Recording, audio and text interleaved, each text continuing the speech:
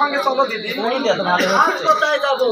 আমার সঙ্গে মায়ের দর্শনে দিদি। আমি যে সে মায়ের দর্শনে যাইতে পারি দাদা, অথবা আমি মায়ের দর্শনে কখনো ফিরবো কিনা আমি জানি না। আর আমার মায়ের যে রাগ, যে অহংকার, কখনো আমাকে আসতে দিবে কিনা। তাই বলি দেখ দাদা মেছো, আজ আমি এই কালীবনে থাকতে থাকতে একা নই, আমাদের দুইটি সন্তান আছে। আর আমি যদি তাদেরকে ছেড়ে চলে যাই, তারা তো প্রাণে মারা যাবে। তাই নাকি? তাহলে আমাকে কি করতে হবে দিদি? আজ তুমি যদি দুধের ব্যবস্থা করে দিতে পারো, তাহলে আমি তোমার সাথে মায়ের দর্শনে যাবো।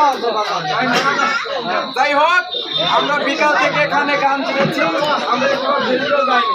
আমার আবার উস্তাদের নিষেধ আছে যে ঘন ঘন বলে ফেরি আদায় করা যাবে না। আমার দিদি এখন বলছে যে আমার ছোট ছোট বাচ্চা আছে, তাদের দুধের ব্যবস্থা যদি তুমি করে দিতে পারো, তবে আমি তোমার ওই মায়ের বিপদ উদ্ধার করতে যেতে পারি। তাই আপনাদের 10 ভাইয়ের কাছে অনুরোধ, তার কাছে আছে 10 থেকে 5 টাকা একটা চা স্টলে বসলে 10-5 টাকা লাগে। যদি আপনারা কিছু মনে না করেন, যার কাছে আছে তার কাছে দাবি আছে, তার কাছে নাই আমাদের কোনো দাবি নাই। তবে উঠে কেউ চলে যাবেন না।